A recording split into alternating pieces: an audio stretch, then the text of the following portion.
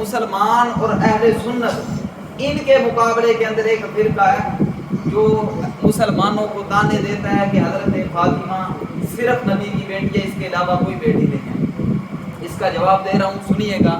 یہ دلیل دیتے ہیں کہ مباہلہ جب ہوا تھا، یہ عیسائی آئے تھے جمع ہو کر، نجران کے عیسائی آ کر نبی علیہ السلام کی خدمت میں پیش ہوئے، کہا کہ آپ ہمارے ساتھ مباہلہ کریں۔ مباہلہ کہتے ہیں کہ ہم اپنی عورتوں کو جمع کر کے باہر لے آتے ہیں، بچوں کو، اولاد کو، اپنے خاندان کو باہر لے آئیں گے کھلے میدان کے اندر، تم بھی اپنے میدان، اپنے گھر والوں کو، اپنے بچوں کو، اپنی اولاد کو میدان کے اندر لے آؤ، وہاں پر جا کر اللہ سے دعا کریں گے، یا اللہ جو آدمی جھوٹا ہے، جو کذاب ہے، جو لوگوں کو گمراہ کر رہا ہے، یا اللہ اس کو دبا کر۔ وہ آ کر نبی علیہ السلام کے ساتھ مباہلہ کرنے آئے تھے۔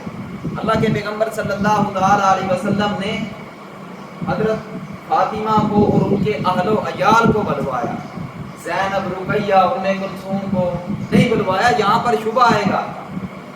آپ صلی اللہ علیہ وسلم ان کو لے کر مباہلہ کرنے کے لیے نکل گئے، میدان میں چلے گئے۔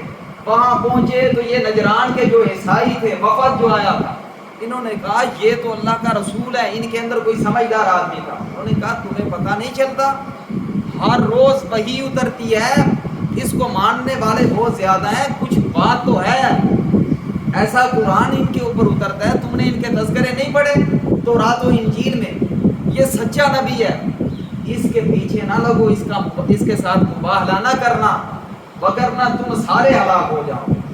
جب انہوں نے یہ بات سنی اسی وقت وہ واپس ہو گئے، انہوں نے کہا یہ تو حقیقت میں سچا پیغمبر ہے، چلے گئے۔ لیکن اس مقام پر انہوں نے کچھ کہا کہ ہم اتنا مال دے دیں گے، ہمارے ساتھ مباہلہ نہ کرو۔ ہمارے بات کرنے کا مقصد یہ ہے کہ اس موقع پر نبی علیہ السلام اپنی 3 بیٹیوں کو اور ان کی اولاد کو مباہلہ کے لیے کیوں نہیں لے کر گئے؟